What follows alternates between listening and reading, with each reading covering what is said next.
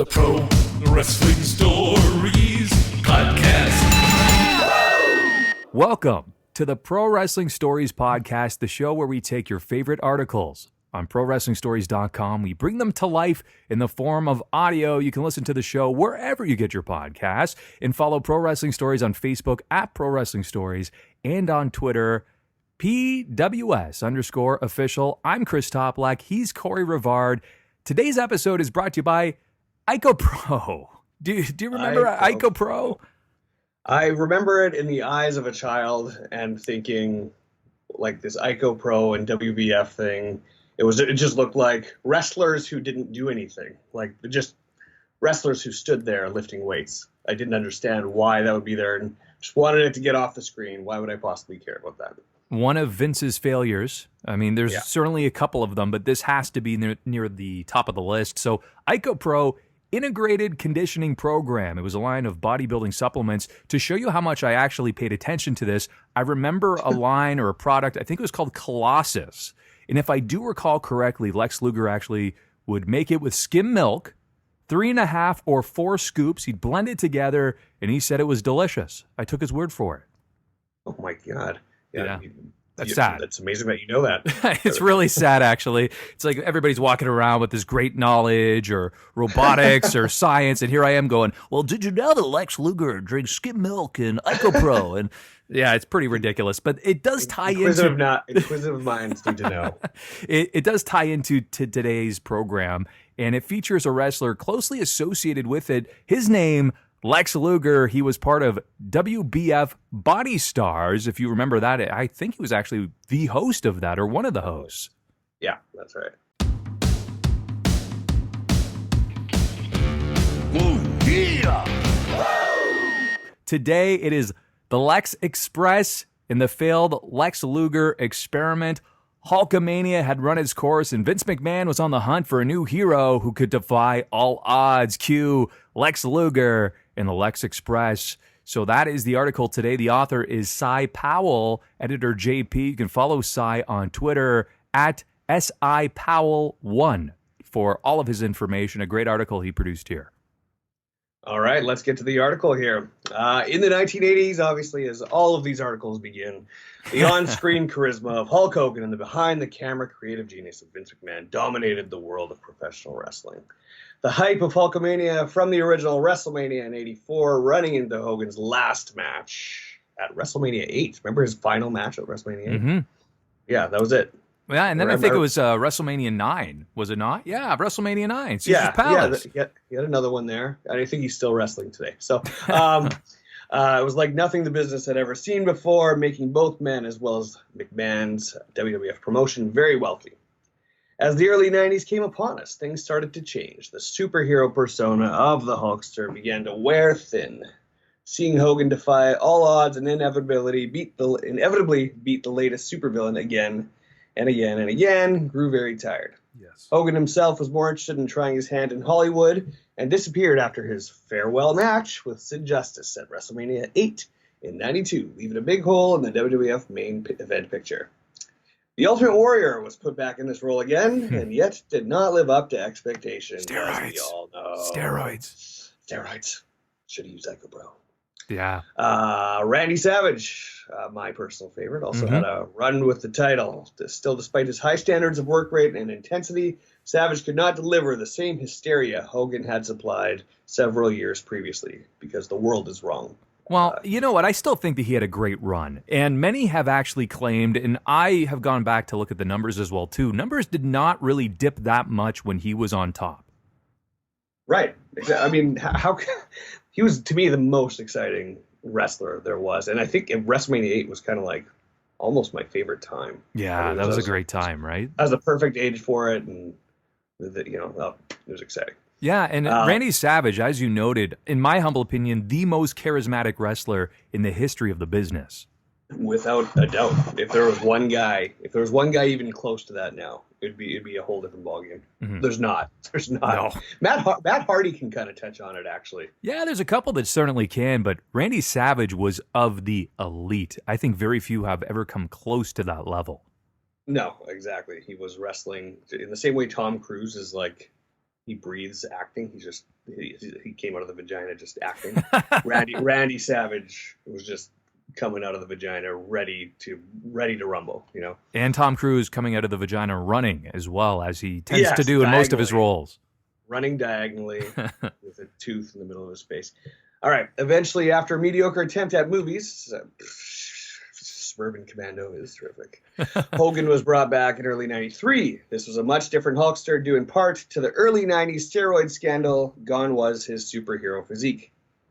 Where's the Ico Pro there? Uh-huh. Hogan controversially won the WWF title at WrestleMania 9 and later dropped it back to the vast 565-pound Yokozuna in the summer of 93. He disappeared again. Yeah, but who does he pass the torch to, right? Because we talked about WrestleMania 9 recently, and it seems as though he kind of passed it to Yokozuna, but not officially. And really, we needed somebody to fill the void at this point, right? Yeah, the monster is created. Yokozuna is a great monster, but they needed the Hulk Hogan figure or the hero to cheer for.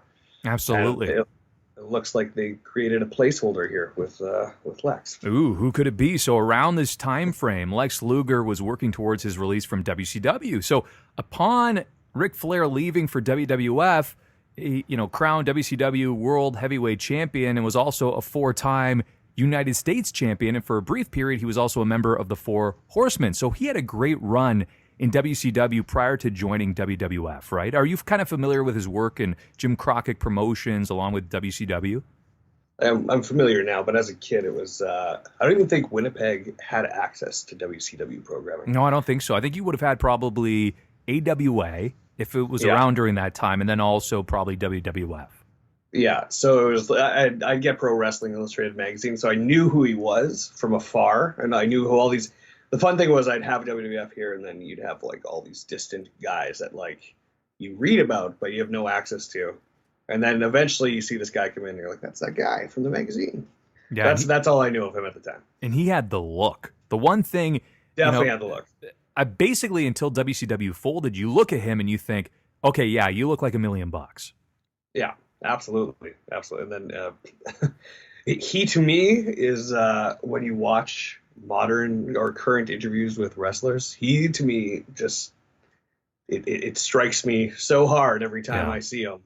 It's just, I look at him now and I look at him then, and it's such a striking difference.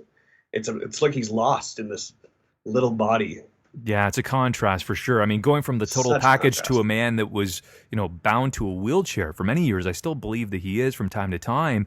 It is really tough to watch because you look at Lex Luger as one of the best bodies in the history of professional wrestling. A man that was, the total package. He was invincible. He was, in this case, the Lex Express, as part of that. But then, of course, you see him just degenerate over time due to many things. I believe it was more so just steroids, probably HGH, drug usage along with everything else.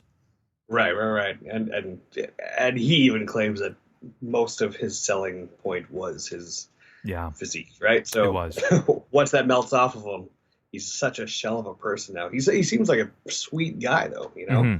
Especially after everything, and we won't dive into that here, but everything that went on with Elizabeth, and I believe he conquered his demons.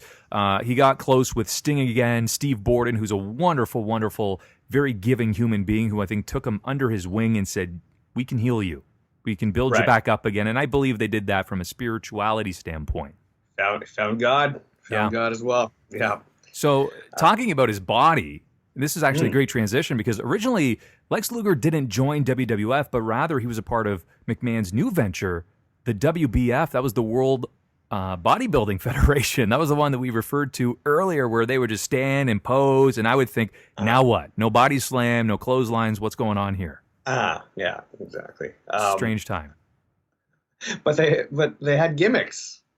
True. The bodybuilders had gimmicks. There would be like a guy dressed as a vampire. But it's so weird. In retrospect, I want to see that. I guess.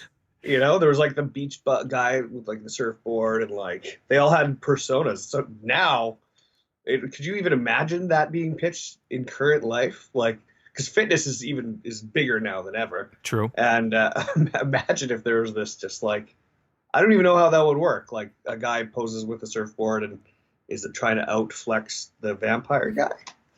Vince. What's happening? Vince in the back. I love it. It's amazing. Some good. Exactly. That's some good I shit. don't understand. I don't understand. I So wanna see it. at the time, Vince McMahon was putting out a regular TV show, and he was really building towards the first pay-per-view event, which boggles my mind, Corey. How would they actually put this on pay-per-view and people would pay to watch it? Could you even imagine? For what? I mean, I guess it'd be an evolving storyline Jeez. somehow. Yeah. Like, what would that be? What would they charge for it, too? $30 to watch a bunch of grown men pose? Really? Yeah. Maybe the guy, like, claims that he can't flex his right arm because it's in a cast. Rips the cast off, and he actually has huge biceps underneath. Oh, man.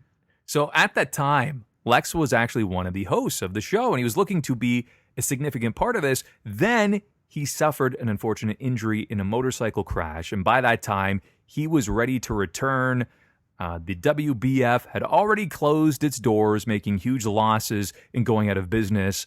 Vince has achieved many successes, Corey, but did he seriously figure that this WBF even stood a chance for success at all? I mean, it was it late 80s or early 90s? Early 90s. Early 90s. Weird time. Maybe, he still suffered from Midas touch syndrome, I guess. Probably thought anything he did would turn to gold, maybe. I don't know. Not so much, right? And then I'm no bodybuilder. I don't know. It was around this time, by the way, he debuted at the 1993 Royal Rumble. The Royal Rumble, as he was managed by Bobby the Brain Heenan, the greatest of all time, and dubbed the Narcissist, where he would pose in front of mirrors. And really to play off the crash, if you recall, he started utilizing a running forearm smash as a finisher.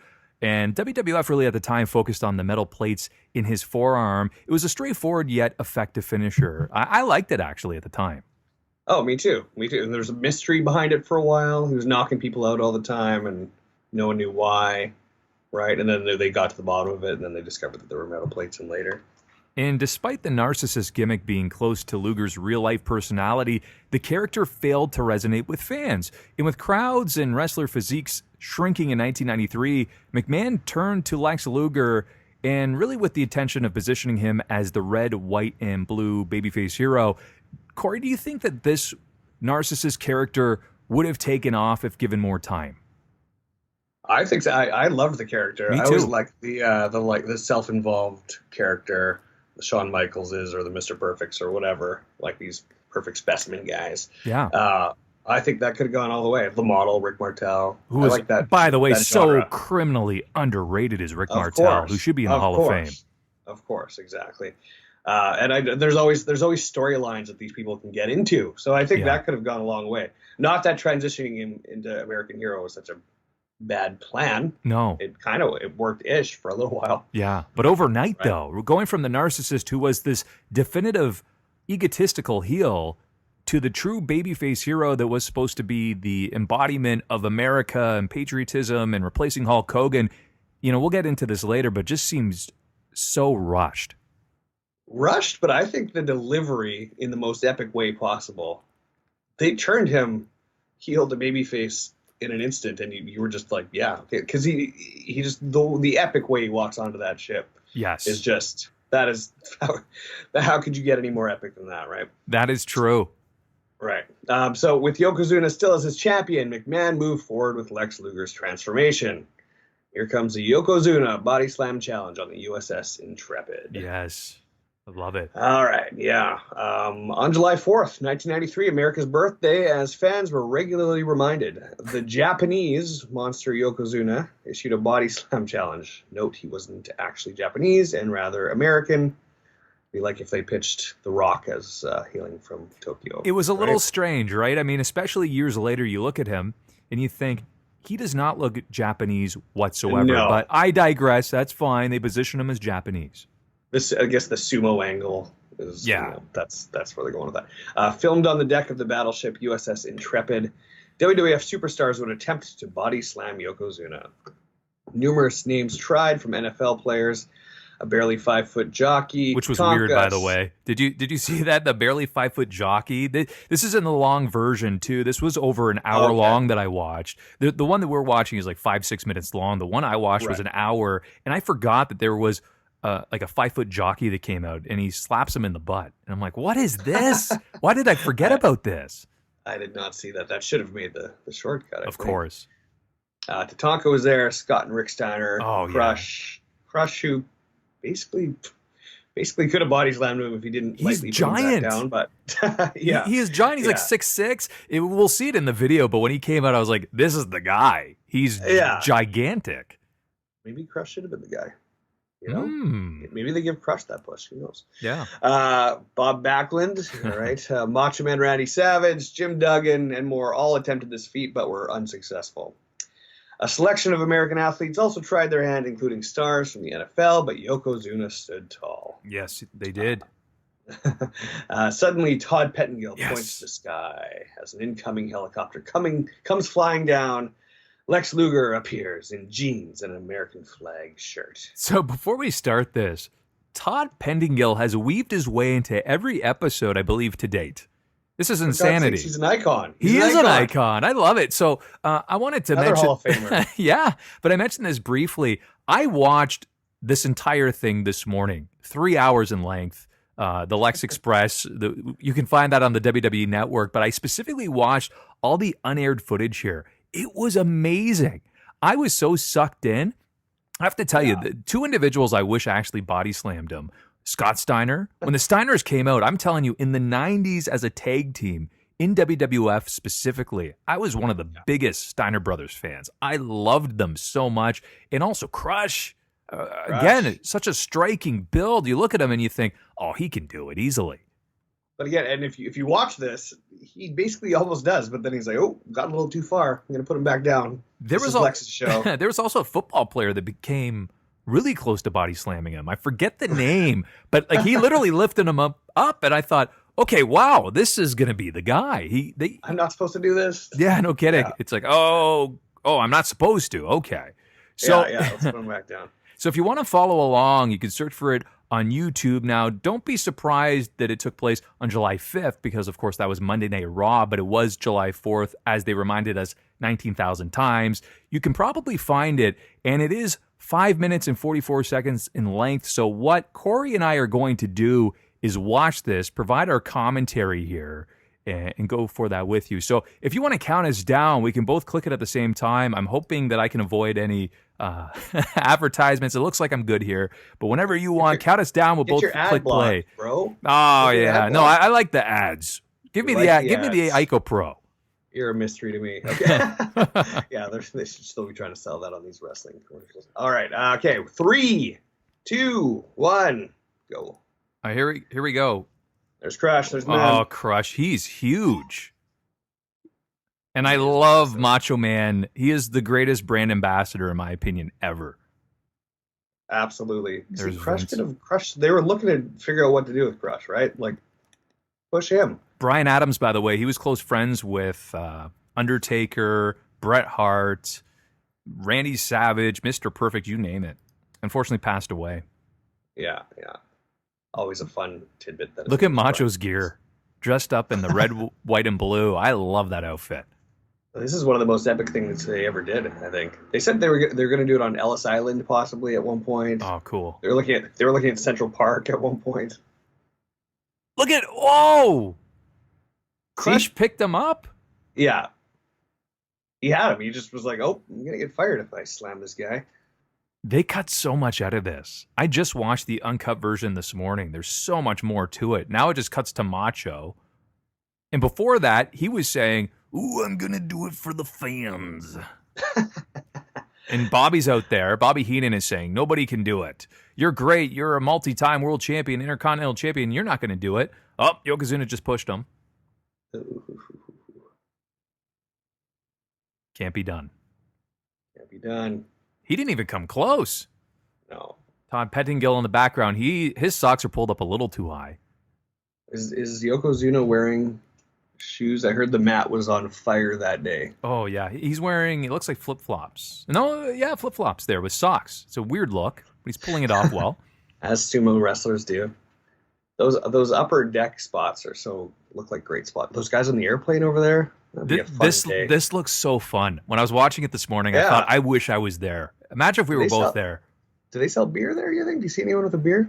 Here comes the helicopter. By the way, I think they cut it out, but the crowd was chanting for Hogan when I was watching this earlier in the morning. Oh my God, really? They thought it was Hogan. Obviously, they thought that was Hogan. Of course, they thought it was Hogan. Because who else would it be? Because, of course, they had the King of the Ring match. Then Hogan disappeared. So they thought, okay, on America's birthday, it's going to be Hulk Hogan, the man that bleeds red, white, and blue. But it wasn't. We were swerved here. It was the new Hulk Hogan. There he is. From a distance. I think this works. He says he was so nervous here, which, of course, if any of this went poorly, then everything's ruined. But I think this works. They're like, this is the narcissist coming, okay, but he's coming to save the day. I think this works so well. I love the jeans. No belt, of course. Oh, man, look at that guy. Cowboy boots, which he claimed later on, we'll get to that were very slippery in the ring. Right. He pushes Bobby Heenan for no reason. Bobby's actually trying to shake his hand. He just pushes him because, remember, he used to manage him. Guy, right? Yeah. Was it Bob? Yeah. So that's where he turns into a babyface. Yeah. It's like he just broke his neck. Bobby's that's how out. many people turn into a babyface, pushing Bobby Heenan. That's how you do it. No, he gets into the ring. And Luger's legit. He's a big boy. He's like, what, 6'4", 6'5"? That's how they build him as. I mean, I think legit he's probably about 6'3". Right. Todd Pettengill again. Nobody liked to wear belts back then. I think that's what strikes me. Oh, wait, Todd Pettengill, that is rough, dude. Oh, yeah. Lex is getting into it. He's basically saying, you guys are scum. You're a blood-sucking leech, Mr. Fuji. Nothing's wrong with America. This works. Prior to this, I don't know if you saw this, but at one point Yokozuna got hungry and started eating rice. A giant bowl of rice in the ring. And Macho's like, enough of this, okay? I'm getting hungry too. Like during the long one? Yeah. You got to watch it. It is hilarious. I was so enthralled with watching it again. It was such nostalgia. I loved it. Throws Mr. Fuji out of the ring. I would be a hot man. I don't like this version. They cut too much out. I don't know that I need much more of this. Oh, look at this guy. Oh, here we go. Throws him into the corner. There's the forearm. Turns around. Body slam. Freaks out on the top. Yoko just wants this over. Like, finally. He was out there for a legit hour. Like, you'd be so hot. He's like, I'm going to get burnt. I'm going to start peeling. By the way, I didn't think that was a full, like, so we're watching the replay here. That was not a full body slam. No. No, I don't think there was never a full body slam. Not even, like, well, that's pretty close. But is it the WrestleMania? He does another one. That one's not very good either. I just want to point out, the Steiners are always the two that are relegated to lifting somebody on their shoulders. They did that with Sting. They did that with Luger. I think they've done that with many others as well, too. They're just there as the supporters. Bret Hart, I think. Yeah, I think so. Yeah. All right, are we still synced up here? You're at the replay here. Yeah, I'm at American the replay. Flags waving. I'll threw him down again, and then again. I love how he pushes Earl out of the way. Like, get out of my way! I'm going to the top rope to celebrate. Hey, he delivers. He was super nervous. He said, and he delivered. And that was fun. That was great. That was actually a lot of fun. Rewatching that brought back so many good memories, and especially the one that I'm going to dive into next, which is the Lex Express. So I don't know how much you remember about this, but it was a first-class coach, which, by the way, I received a tour in this 3-hour slot that I watched. I watched everything, man. And it's painted red, white, and blue. It's nice. It's dated at the time, but it looked nice. And it had the WWF logo on it. You couldn't miss that. You couldn't miss the Lex Express logo as well. And it was part of the Call to Action campaign, which, by the way, as I noted, I watched an hour of footage from that, including interviews, various visits, you name it. It was there.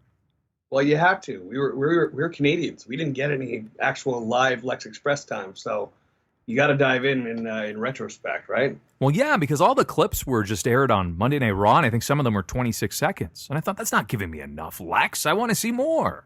They never came to Winnipeg. Never went to London, I'm pretty sure. No, never. We didn't get any Lex Express, unfortunately. We did not. They were going to all the big cities across America. And, of course, Lex, in theory, he had an incredible look. And he had the evil foreign monster to defeat. And most importantly, Vince McMahon was pulling out all the stops to get his hand-picked successor to Hulk Hogan over as the new hero. So naturally, to promote this big match, he went on tour. He was kissing babies, shaking hands, and of course, yes, the infamous Lex Express bus, which I discussed. And it was the call to action campaign. And really what that call to action were really two elements here. It was a match against Yokozuna, which of course he was granted, but also patriotism in America. There's nothing wrong with America. Let's be proud of our country, which I'm all behind as well, too. Yeah, I've never fell for the Patriot guys. That's not really my thing, but someone has to be that guy all the time. And Lex did all right for a while. Yeah, he did okay. I mean, I think he did the best that he could in that position, as most others, if they were thrown in there. Would have they done a better job or not? That remains to be seen. But the one thing he did earn was that main event slot. SummerSlam 1993 against Yokozuna. Where did it take place, by the way? The Palace of Auburn Hills has been torn down. I've been there many times for wrestling, UFC, and Pistons games. Really? I remember that name so clearly from being a kid. They did a lot there, I think, hey? They did, and then they tore it down, and it's unfortunate because it was kind of out in the boonies, so to speak. Like, it was Auburn Hills. Took a little ways to get there. Now they're Little Caesars Arena. It's in the heart of Detroit. So, yeah, they're going to get more traffic there, but I still have a lot of fond memories at the Palace. Little Caesars Arena. Not quite the same ring to it. No, not quite. So what we saw was the Lex Express traveling from one town to another. He would meet fans outside of his tour bus, and essentially it was just to drum up support for his upcoming title match. Now he was carrying the moniker Born in the USA, stolen, by the way, trademark from Bruce Springsteen. I'm surprised he didn't come calling there. Bigger fish to fry. Yeah, it's true. So he did not want to sleep or travel on Lex Express coach all the time, which I do understand. It's a little bit confining. There's only so much you can do. There were some videos of him just playing cards and, drinking IcoPro, and he probably thought, enough of this. I want to go see my family or stay in hotels. So yes, in the biggest push of his professional career, he chose to fly to certain cities and stay in hotels while meeting up with the bus and the fans there. So nevertheless, Vince still promoted Lex as the next big thing in the American hero via commentary. Now, my question to you, Corey, if you're Vince McMahon and you catch wind of, okay, he doesn't want to ride on the bus all the time, would you pull the plug already? I have an opinion on this. In later interviews, he kind of says that he wanted to stay in hotels because he wanted to take care of his body, and sure, that's fair. They're selling him that way. He flew to his family, to see his family a couple times. Sure. He had a reputation kind of being like this ahead of time anyway. So I don't know. Prima donna sometimes. You should have known this ahead of time. So he's probably ready for that, I guess. Still, but we're both. Lex, we make excuses for Lex. Apologists, yes. Lex sympathizers, and I can see his side. I wouldn't just bash him for that completely. True, but you know what? The counter argument I would have to that, when I was seeing this bus, he had recliners in the back. He had not the greatest beds, but they were, sofas that he could sleep on. And it was funny. I said to my wife, you know what? I actually think, as crazy as it would drive me, if I had this big push relying on it, I would just commit to this bus. No questions asked. Especially if I was, going to the main event almost instantly. I'd say, yeah, sign me up. It will be time away from my family. I may be uncomfortable. Frequent stops just to stretch or stop by the gym. But you know what? I'm all on board. You're right. This is like your dream come true. You yeah. might as well just go the whole way for it. But who knows? Maybe they were offering it to him and he just took it. Maybe he wasn't forcing them into it, If they were offering him a hotel, he probably was stay in a hotel. If they're offering to fly him back to his family, I just hope he wasn't in a scenario where he said, you know what, I'm going to stay at a hotel, you just drive the bus, because there was that driver that I had sympathy for because he was a great guy, and you see him in this documentary, and legitimately he's cleaning the front of it because it's covered in bugs. So he's there with like a squeegee cleaning it off, and so this guy, I think his name was Tony, is just going to drive on his own, and Lex is saying, hey, I'm just going to go stay at a Marriott, you're on your own, Tony. That's not fair either. Still, the bus driver didn't have much of a bad gig either. None of these are bad gigs. No, they're not. Getting paid to drive a bus by yourself across America? Sure. Why not? We're going to have the CNC Express coming up at some point. Chris and Corey Express. It's going to be like a broken down minivan, but Yeah, we're not allowed to leave our houses, Chris. We can't do that. That's true. So we'll do it all via the magic of the internet, like Zoom webinar. Exactly. Yeah, that's as far as an Express as we're going to go. Now, moving on here. Fans showing support for a rising hero not named Lex Luger. Ooh. So meanwhile, the Bret the Hitman Hart was gaining real, pure emotion from the fans. He was my Hart guy pushed at that aside. time, by the way. He's still your guy, I think, right? He is. He's still my guy. See, so you were a big Bret guy. I was a big Shawn guy. Ooh. That was my always. So we're kind of on opposing sides. I was Shawn and Macho for my whole life. See, and I was Bret and Macho. I was probably Bret, Macho, Sting for most of my life. Yeah. Okay. Yeah. My sister was a Bret guy, so we always had the friction in the house, especially at big Bret versus Shawn events. Ooh. WrestleMania 12. I can't wait to break that down at some point where you talk about those opposing sides. Oh, let's chuck that on the old list. I've got a lot of free time right now. Same. I'm very willing to watch WrestleMania 12. We're recording this via quarantine, during the quarantine. Yeah. Which I hope by the time you hear this is over. Yeah, that'd be nice. And if it's not, I mean, still be listening to this and support a great little podcast. Exactly. I've had so much time. I watched both Lex Luger, major Lex Luger pay-per-views for the WWF during this time. I watched SummerSlam 93. Wow. And WrestleMania in its entirety yesterday. For both? In its entirety, yesterday. Wow. Yeah, WrestleMania 10 had two 5-star matches, too. I mean, it had Bret and 10 Owen. was great. SummerSlam 93 was brutal. Probably one of the worst SummerSlams ever. Oof. But WrestleMania 10 was especially coming off of WrestleMania 9, which we both kind of liked, but is still a joke, kind of. Yes. Yeah, WrestleMania 10. That's a fun time. Yeah, that is a good time. Yeah. And speaking of which, Bret Hart was getting pure emotion from the fans. Hart pushed aside for the main event picture by Yokozuna's title run, and Hogan's return in '93 was viewed with sympathy by some fans. Others admired his legitimate wrestling ability. At this time, he was feuding with Jerry Lawler. Kiss my feet. Kiss my feet. We arrive at SummerSlam 93. And again, I watched SummerSlam 93 yesterday. Lex Luger gets to be in the main event against Yokozuna. Bret Hart is in a match against Doink the Clown. It's so... Turning that on was just like, what a statement as to where they were putting him. They were not even trying to make him look like they were going to take care of him. No, and I wrote an article not that long ago where you're looking at who is Mr. SummerSlam, and the two contenders I came down to was Brock Lesnar and Bret Hart. Like neck and neck. Because Bret had some of his best matches at SummerSlam. I mean, and he achieved... I think all of his titles at SummerSlam as well, too. He's won them all there. So many good Bret Hart matches. You're right. And to be honest with you, he always toots his own horn and says that he elevates these matches. And got to give him credit on that horrible SummerSlam 93 bill. Somehow Bret versus Doink the Clown actually kind of rises to the top. It does. It's actually pretty good. Yeah, it's not bad. It's a good match. And then he goes against Lawler. And in the same night or in the same match, if you remember that. Yeah, no, I do. Yeah. All right, so we arrive at SummerSlam 93, entering into the hugely pushed main event with flags and patriotic music, ultimately won in a lackluster, thank you so much for that, performance via countout. Ultimately won in a lackluster performance via countout. Now remember, championships cannot change hands in the WWF via countout. Yet Luger was waving his flag as balloons and confetti filled the arena. It was bizarre. Yes, a celebration for a man who didn't even win the championship. So I watched this morning as well, too, by the way. And it doesn't get any more weird that he's celebrating as if he just won an Olympic gold medal. It's like, the title doesn't even change, Lex. Why? No. Even as a 7-year-old boy, I remember looking around the room and everyone was kind of like, what's happening?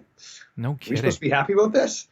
You know? And especially then when, like, championships really mattered. Like, they really mattered. Now they're a little more dime a dozen, but back then it was like, if you didn't get this thing that you've been building up to for months, like that, it was unheard of. That was the most, like, set in stone championship turnover possible, and it didn't happen. No, and I made a few notes during the match, and I'm sure you picked these up too. So during the Japanese national anthem, I love Heenan, the best heel. He goes, "That's a good tune."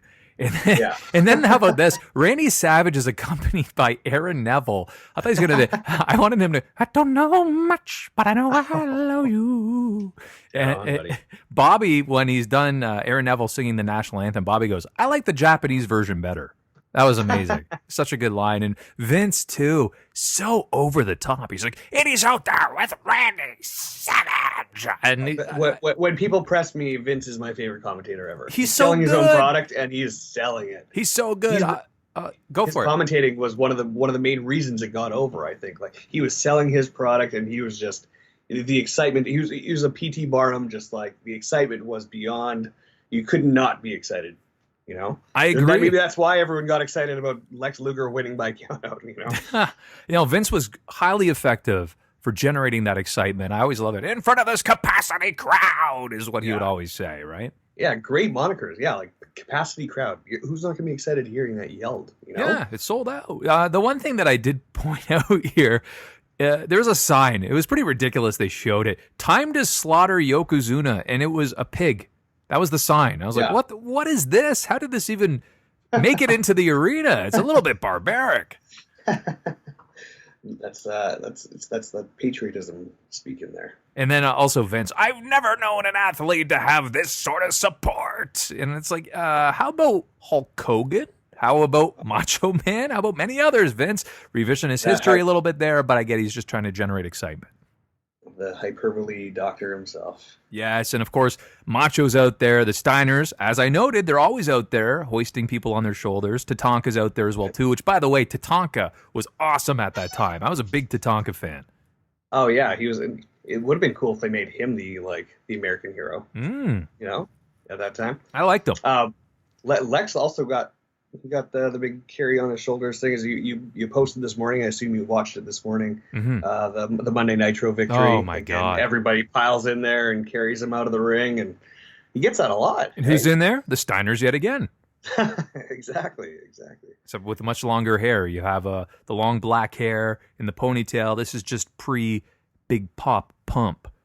Right, but that victory was earned. The celebration was earned. What a hell of a pop, by the way. Yeah. And do you know where that took place? Palace of Auburn Hills. Oh, there it is. Love that spot. The organic cheers Bret Hart received grew louder as the crowd reactions for the manufactured American hero Luger grew smaller. Vince McMahon had maybe one more chance with Lex at the company's biggest show of the year, WrestleMania. Oh, WrestleMania 10, which you've watched. 10. And by the way, I will say this, the greatest opening match in the history of WrestleMania was Bret versus Owen. I think you're right. I'm right. Jericho's right. Everyone says that. Good. It's perfect. And I always feel bad that a lot of Owen Hart's great victories in WWF, there's something slightly off. Yeah. The loogie. Yeah. There's just no way you can look at that and not think that. And that it goes all the way from the ring, all the way to the back with Todd Pettengill interviewing him. And it's still there. And you just want Todd to wipe it off or... you got a little something on your cheek. This is your moment. Like, why would you not have anybody wipe it off? Like, walking back through Gorilla, right? I would suspect he did that. There's another time that I guess he attacks Bret or something at something, and my sister and I always made fun of it. Where his post-interview right after, he was like, that's why I kicked your leg into your leg. Oh, yes. Big jumble of words. He's like, I kicked your leg out of your leg or something. I think that's what it was. Something like that. And it's just all his great celebrations had like a little caveat. Tainted, right? So, and of course, we had the infamous ladder match between Shawn Michaels and Razor Ramon. I mean, both of those matches that I just noted are 5-star affairs, legitimately. Yeah, the Lex one, both Yoko ones, not so much. No, unfortunately not. Yeah. So it's pretty important to provide some context in terms of how we got here. So it was the 1994 Royal Rumble, if you remember this one. The WrestleMania title shot was up for grabs, and what happened was Lex Luger and Bret Hart both spilled over to the floor at the exact same time. There were conflicting opinions from the referees. It was determined, this is kind of strange, both men would receive separate title shots at WrestleMania 10. Now, as much as I love the matches, I just found it weird how Bret faces Owen, he loses to Owen, still faces Yokozuna later on in the evening, wins the World Heavyweight Championship. Yeah. Did Owen use that to his advantage later? He was bitter, of course, and they did feud throughout the summer of 1994. They had their incredible steel cage match at SummerSlam. Right, but did he use the, I beat the champion, the night he won the Yeah, championship? I beat Brett. He was bragging about it, as he should. Right. That's great for any heel to have, is that you always want to have that advantage, right? Yeah, absolutely. So while they both got their arms raised, I went back and watched this, true, and I can confirm Brett did receive a lot of reaction at the time. Right, okay. It was just a little bit more organic, I think, at that point, because the problem with Lex at the time is that it was very manufactured. With Brett, it was very organic.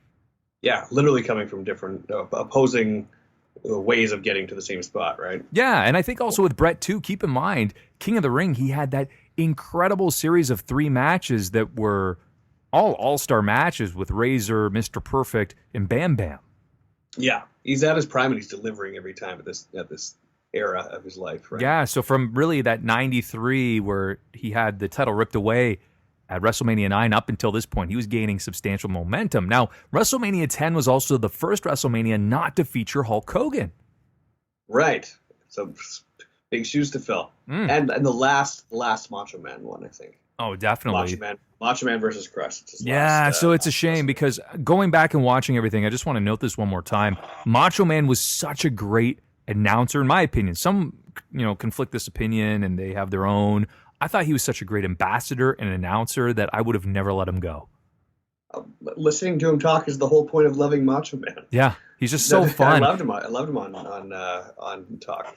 But even then, too, when everybody's coming in, all the athletes are trying to body slam him. He's like, "It's okay, you're still my friend." And he's putting out his hand. And I'm like, this is so golden. I love him so much. Oh, miss him. I know. I miss him all the time. That one still hurts. I always say George Carlin and Macho Man were the two that hit me the hardest. I'm wearing my Macho Man shirt right now. Oh, there you go. I got my Macho Man tattoo. No, I'm kidding. But every weekend when we record this, I make sure I'm wearing wrestling gear, even though. So just picture that. Picture me in my wrestling underwear. Oh boy. Every time I'm making sure I'm dressed up for no reason. No one can see me. So during one of our previous episodes, you're wearing the robe with no clothes for Ric Flair on the infamous plane ride from hell. Oh boy. Better believe it. I dress the part every time. So as we know, the first of the WWF title matches took place between Luger and Yokozuna.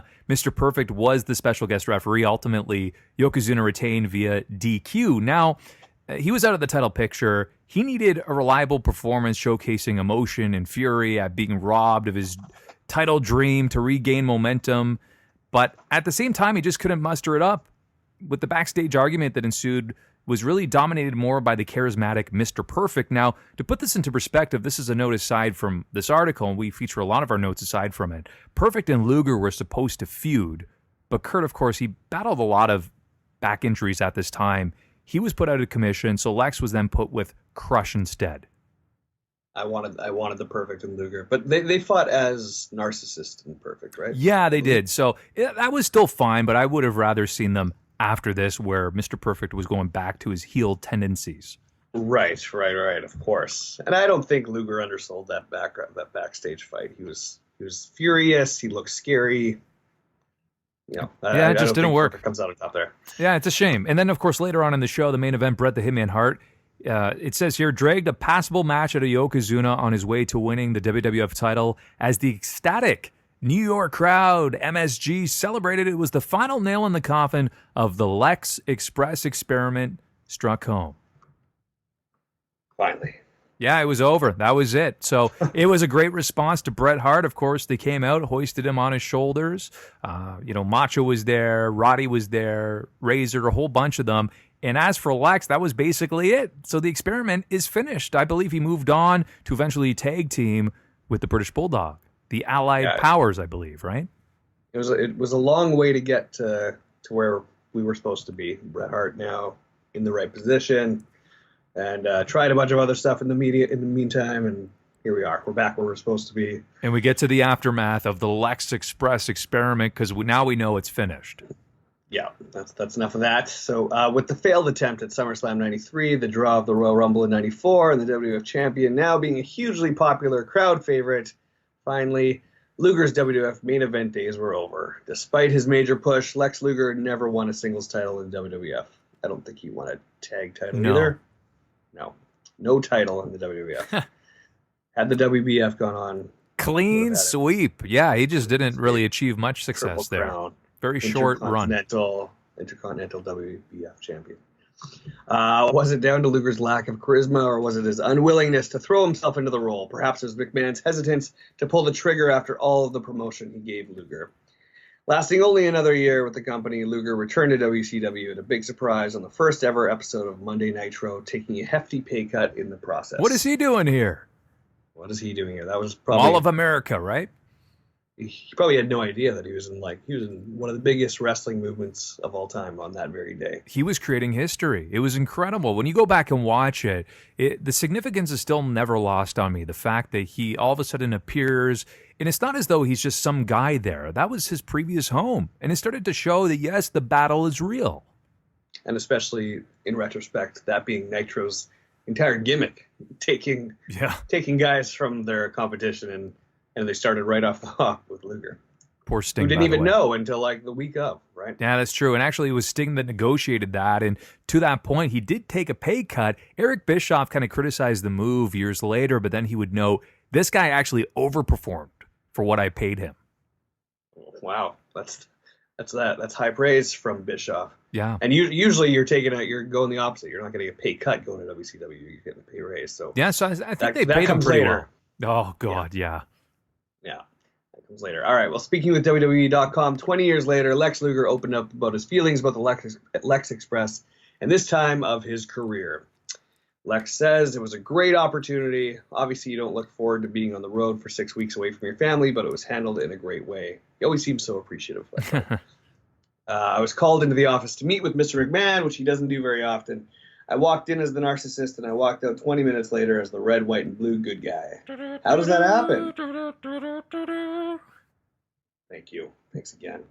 I looked at Vince and said, Vince, I know you're really good at this, but how does a guy that's been posing in mirrors as the narcissist turn into an all-American good guy in one clean swoop?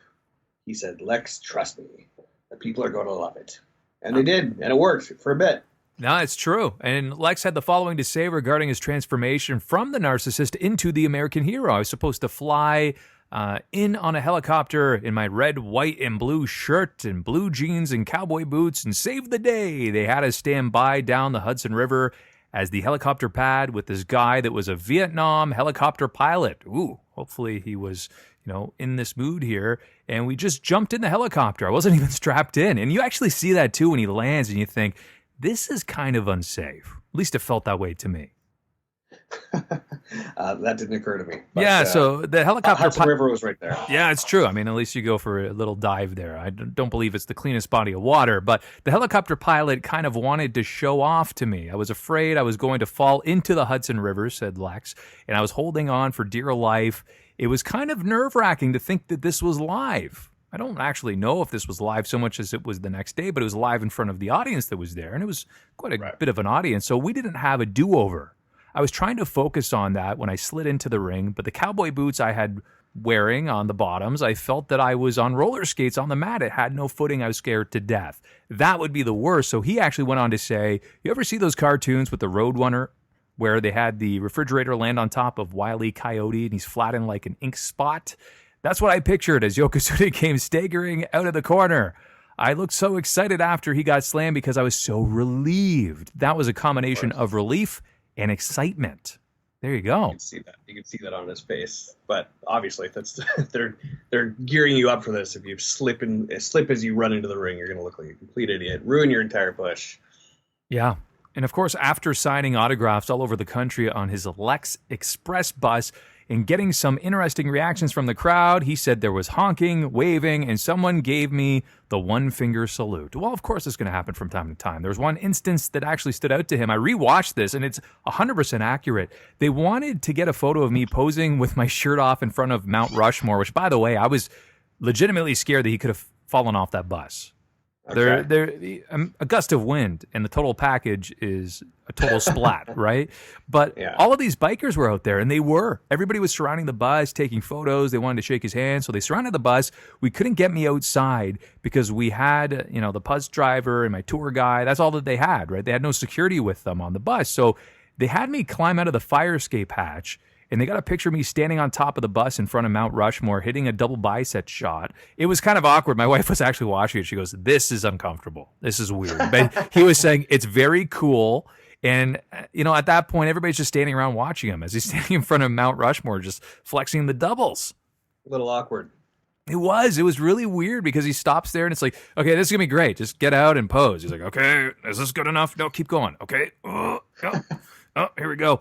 So as we noted earlier, he spent a good amount of time away from his family during this time. And while there were some fun moments, Luger actually admitted there were fun times. I'd rather be at home, sitting poolside, getting a tan, or hanging out with my family for a barbecue. But they kept me busy, which was actually good. We all knew the big picture. It was 6 weeks to SummerSlam, and then I'd have plenty of time off. Vince told me if I could take a couple of weeks off back home. So basically, I had the carrot dangling at the end of those 6 weeks. So, with that in mind, I would actually think, hey, you know what? If I have those couple of weeks I can take off, those 6 weeks that I'm on the road, not that big of a deal, right?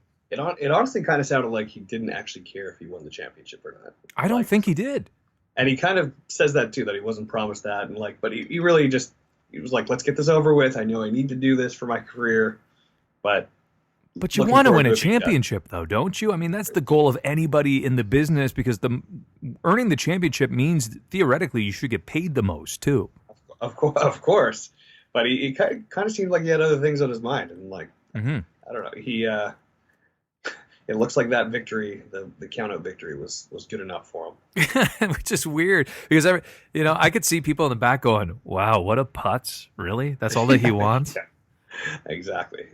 As for not winning the championship after the long build-up to a WWE title match against Yokozuna at SummerSlam, was Luger let down? He says, I wasn't made any promises. I really wasn't thinking about that at all. I was thrilled to be a part of it. I'll tell you this. I think that Yokozuna was one of the greatest champions ever. Really? I think he was great. He was such a good monster. Sure. I don't know if greatest ever, but he was very believable for sure. He was, yeah. He did what he was supposed to do for a couple of years there. Mm-hmm. When he walked into the building and came down the aisle, we used to call him the showstopper. For me personally, I was honored to be in the main event against him at SummerSlam. Always so respectful, Lex, at least in your old age. He continued, to this day, people constantly bring it up. The youngsters from then are now in their late 20s and early 30s, and they act like little kids when they talk to me. Man, I saw you at a shopping mall on your Lex Express tour. I definitely had an impact to this day, and it was great to be a part of it. Again, something that we had to miss as Canadians, unfortunately. Yeah, and somebody comes up to him and says, yeah, I was the one giving you the one-finger salute. That was me. Yeah. Oh, thank you. So good to be reunited. There's no Bread Express for Canadians or anything. No, sadly not. No Hitman Express. I could have used a shopping mall tour. You ever meet a wrestler in a mall? No, never. Did you? No. That was a thing to do in the 80s, though, meet famous people in malls. Just at like a comic book store, different them. And actually, Jake Roberts used to say those were his favorite gigs because he would get paid great money just to sit there and autograph. Jake loves his money. He does. So some final thoughts here. I have some questions for you, Corey. How would the landscape have changed if Luger had won the WWF World Heavyweight Championship? That's my first question. I don't think it goes in like too crazy of a different direction. I think we skip the Bob Backlund era to rise to Bob Backlund. I don't see Bob Backlund versus Luger doing anything. No. But I think we get around to Diesel. Yep. Right? Luger Diesel would be good. Yeah. Especially if you went like the Luger Shawn Diesel route. So That's true. I think we kind of get there. I was going to say, what about question number 2 tied into that, right? Because we mentioned Diesel, we mentioned Shawn, but would Brett even decide to stay? Like, we put ourselves in his shoes if he was passed over twice in a row. He is a man who cares a lot about respect. Did he want to go to WCW at that time? Was that really it? Did he have the momentum? No. The momentum to go? Yeah, exactly. So I don't know if he might stick around and try again. Oh, that would be unfortunate. But yeah, I'm glad that they went with Bret Hart during that time. But how about this? Was the first shot Luger fired in the Monday Night War more important than even winning the title? Historically, I guess. Yes. I'm sure. I think being a champion, especially in the early 90s, probably meant a lot, at the time. But historically, of course, we wouldn't be talking with any type of importance to Luger being the champion at that time. But him being the first transfer, I think historically is very important. What do you think? Yeah, no, I think that it was huge. Final question for you. If you could change anything with this Lex Express, would you have done anything? And also maybe a two-parter to that, why do you think it didn't work? Why do I think it didn't work? It sounds like maybe a lack of enthusiasm. Vince, referencing a man who died today, Kenny Rogers. He knew when to fold him, and he can only try so hard. You had Brett right there, so he knew Brett was in his back pocket for a long time, and he finally played that card. Yeah. What would you change about the Lex Express? I don't know. I don't know if I would have ever done the Lex Express. Same. It was always kind of goofy to a degree. Not a big patriotism angle type of guy. I probably would have changed all of it. You? Yeah, I think it was just too rushed. Again, overnight, he's the guy to go in to body slam Yokozuna, where previously he was the narcissist. A nice little build, or at least some vignettes would have helped.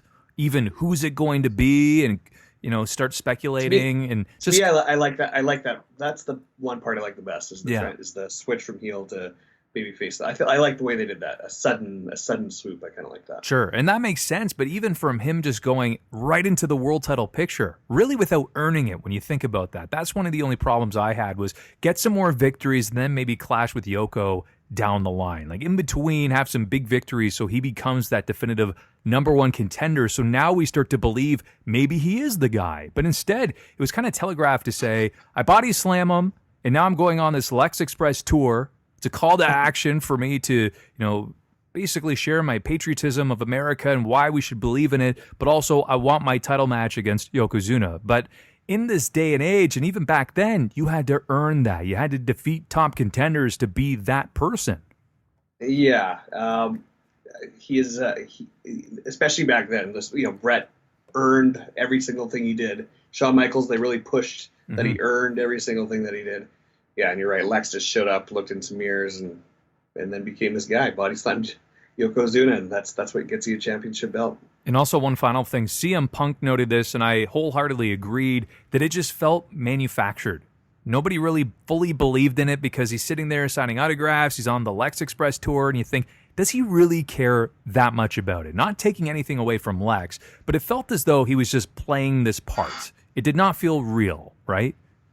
I mean, with most Patriot angles, it often feels manufactured. Who really wants to be wearing red, white, and blue trunks? Of course. Representing that they love their country, and that's what they're all about. But you see Hulk Hogan and you see John Cena in those shoes, and you know how big they are to fill. It takes such a level of commitment to really move forward with that. And I think that they did a fantastic job, as several others did too, but those two being a couple of the notables, that icon, that clean-cut baby face. But with Lex, it just never felt believable, unfortunately. You're right. Even Hacksaw pulled off the Patriot. Yeah.